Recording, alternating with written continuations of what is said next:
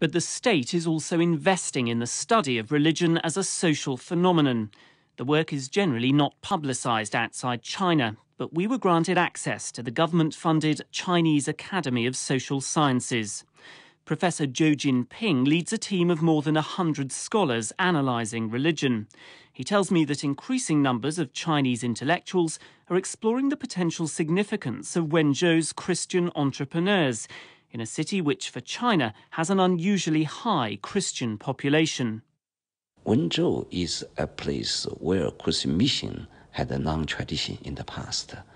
So the contemporary development is a revival of the past tradition in Wenzhou, but it combined with the economic development perfectly.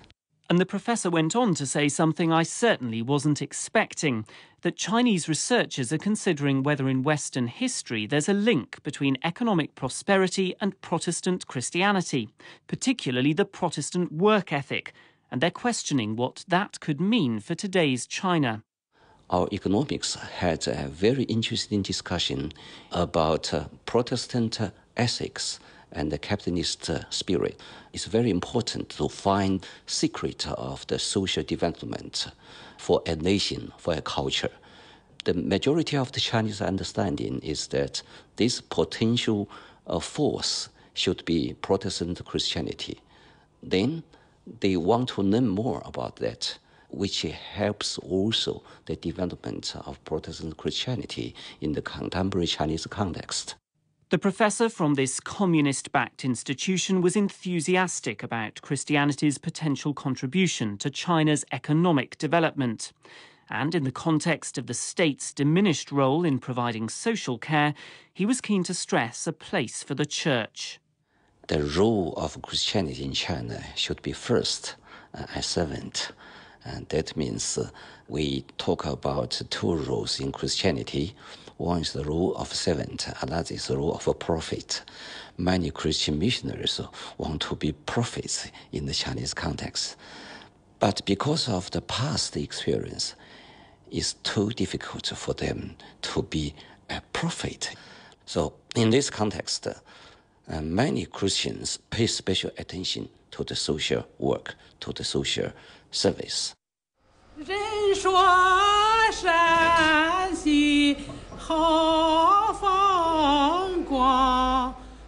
so this lady is sitting in her wheelchair. She's got rosary beads and a crucifix around her neck, and she's just sung to us as we arrive.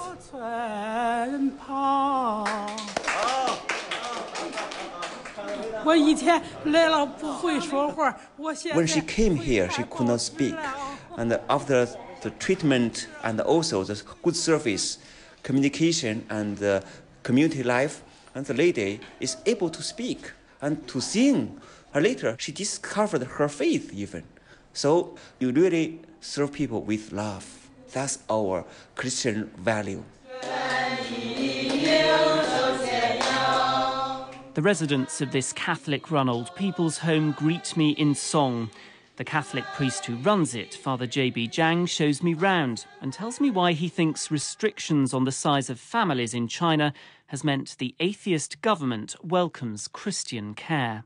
The need of society, especially the old people, are getting more and more. So we set up the home for the aged. According to Chinese tradition, we should have our parents in our home. But one-child policy, one couple, 4 parents, the son side and daughter side is impossible. So the home for the aged is necessary, urgent. We need more and more. And the government has realized that. Has there been some suspicion of your work here? Some people, oh, you are from the church. They immediately keep distance from us. For example, do not accept our scholarship, do not accept our help. But later, being changed the situation. Even the Communist Youth League came here and set up a base of service.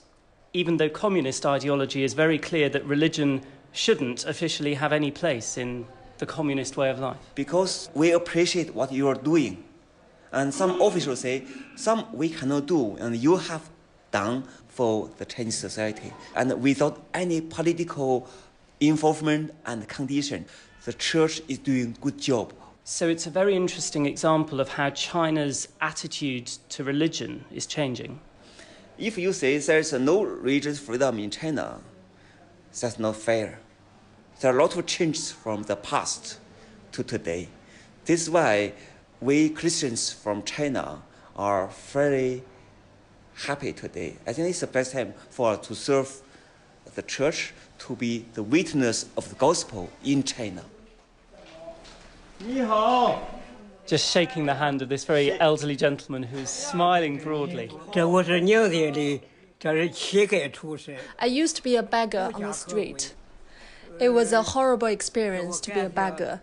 And since I come here, I have enough to eat, I live comfortably, and I have nice clothes to wear. Everything's good. And then Father Zhang says that Jambalu would like to sing us a song, though it turns out not quite to be what the Catholic staff were expecting. So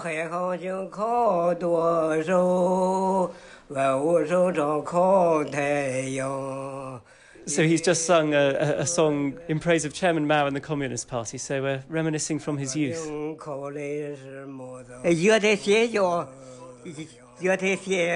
I should thank Catholicism and the Communist Party, because it wasn't for the Communist Party, I wouldn't learn how to read.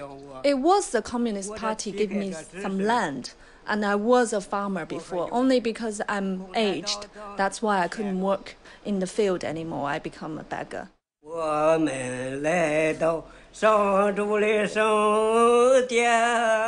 Then he sings a Catholic song, one that's sung by the residents just before their nightly mass. The staff seem relieved that he's demonstrated a love for Catholicism as well as communism. But such are the split loyalties that believers here have to contend with.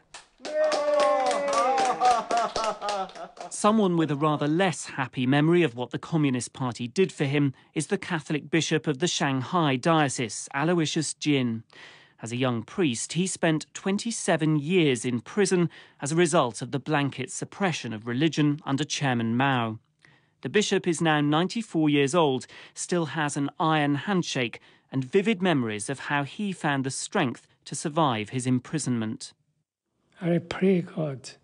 I had plenty of time to pray, but not moving my lips, forbidding in communist prison to pray God. No God. So I can only, in my heart, pray God. I had nothing to do, so only to pray. Say Mass in my heart, say Rosary. Now I have less time to pray. I am too busy. Today, he says the Chinese church does have enough freedom, even if it still doesn't compare with that enjoyed by churches in the West. But he's no state loyalist. He's candid about the impact of the Chinese government's one-child policy on his church. Family planning, family policy, one family, only one child. Therefore, the parents don't permit their children to be priests. Priest, no family, no wife, no children. And despite his own senior position in the church, Bishop Jin also has no hesitation in criticising his Catholic superiors. He directly contradicts the church's official teaching on family planning when he tells me that Chinese Catholics should practice birth control to ensure the regulation of China's population. If there is no limit, no family planning, it will be now already maybe 20 billion. That will be explosion of population and big danger for the country, also for the world. So I am against the abortion. Instead of abortion, better to prevent the birth. The contraceptive pill. Anti-conceptions. There's the picture of the Pope on the wall. He would disagree with you, wouldn't he? He is too conservative. He is German. We pray for him to become more progressive.